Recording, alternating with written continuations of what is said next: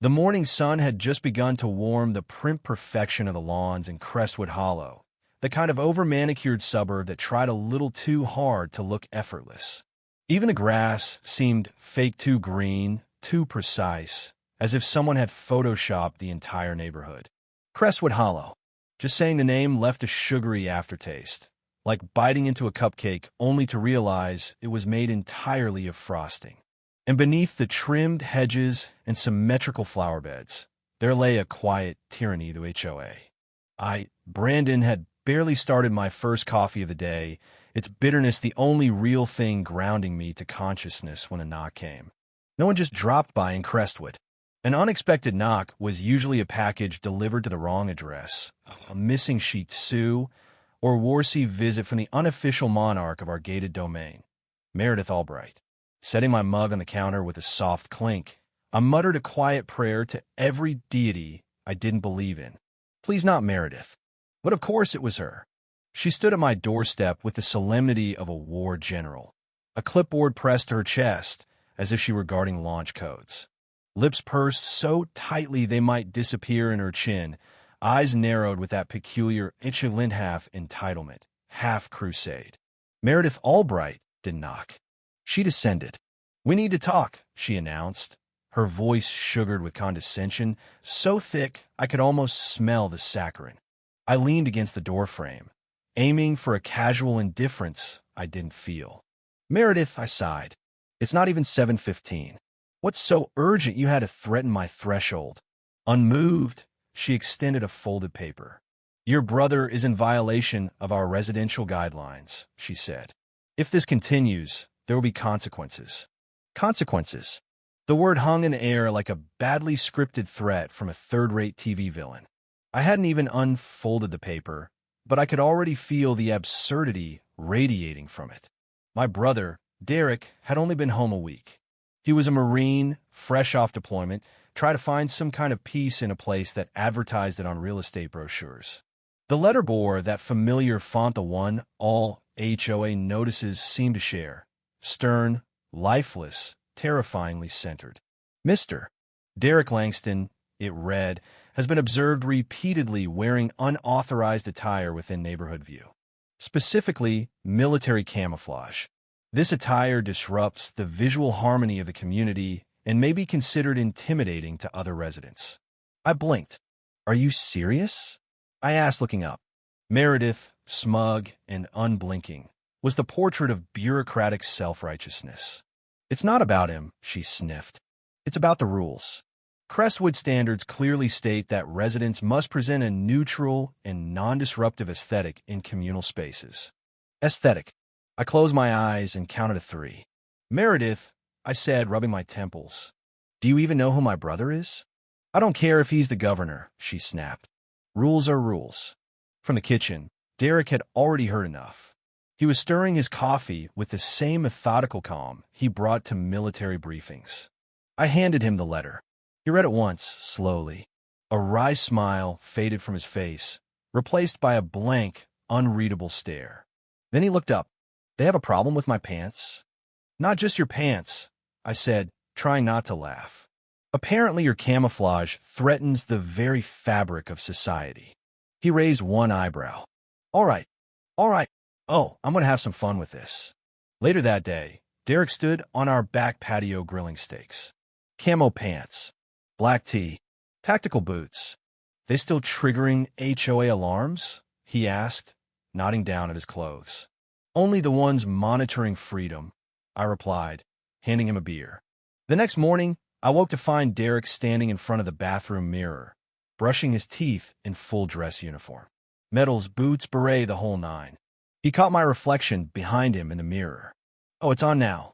He strolled down the driveway, 30 minutes later, as if about to parachute into a war zone. Neighbors peeked from behind curtains. "Mrs. Griffin dropped her watering can. The Anderson kids stopped mid-skate trick." And across the street, Meredith's phone was already recording. "This is an escalation," she barked as she crossed the street. "Thought we were enforcing dress codes," Derek replied casually. "This is not funny." I agree. Uniform violations are no laughing matter. She snapped a photo. Derek saluted. Make sure to get my good side. That afternoon, a formal HOA notice arrived escalated to a violation. Threat of fines. Derek read it over dinner and smiled like a man with a plan. Good, he said. Now it gets interesting. Backstory time. Meredith hadn't always been the neighborhood tyrant. Years ago, she was married to a man named Frederica Soldier. He came back from overseas distant. The marriage crumbled. She never blamed him, not directly. But the uniform became a symbol of everything that spiraled. The HOA? That was her way of restoring order. But Derek wasn't backing down. The next week was a highlight reel of escalation. Derek walked to the grocery store in desert camo, and Meredith followed, documenting his violation. In aisle 7, a stranger recognized him from a televised veterans panel and shook his hand. Meredith? She called store security. Security took one look, saw his insignia, and saluted. She called in the cavalry, Derek said later, still chuckling. And they stood at attention. Another letter followed, this one riddled with legal phrases and ominous threats. I read it aloud. They're going nuclear, I said. Perfect, Derek replied. Because I'm calling in air support. At the next HOA meeting, Meredith sat flanked by her loyal minions, arms folded, a stack of violations thicker than a phone book in front of her. Derek walked in full uniform. I followed, holding coffee. We've decided, Meredith announced. You are fined. Non-compliance will result in legal escalation. Derek didn't flinch. You realize I'm active duty, yes? That doesn't exempt you. It doesn't, he agreed. But you know what does? He pulled out his phone, cued a short video. It was a Department of Defense directive outlining federal protections for active military personnel specifically against housing discrimination. Dead silence. Meredith's lips thinned. That's irrelevant. A federal law? Derek asked.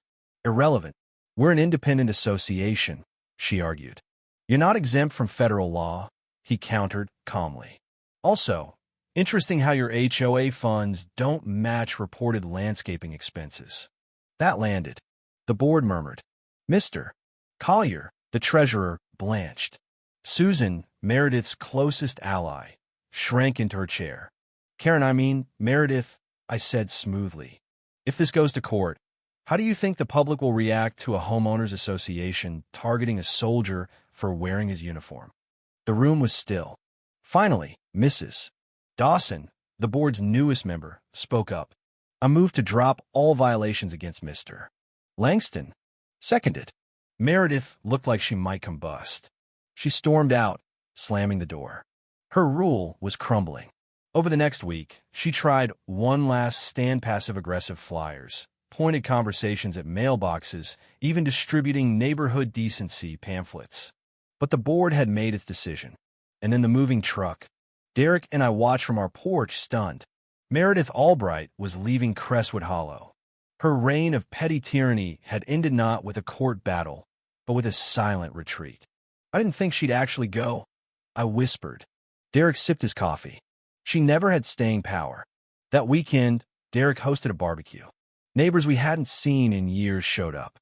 Laughter returned to the sidewalks. Kids played. And the camo? It blended just fine. Think it's over? I asked. For now, Derek said, smiling. But neighborhoods like this? There's always another Meredith. And maybe there was. But for now, Crestwood Hollow was quiet. And somewhere in a file cabinet filled with HOA notices and bylaws was a single sheet of paper crumpled, signed, and officially retracted. Derek hung it on the fridge. Victory, one regulation at a time.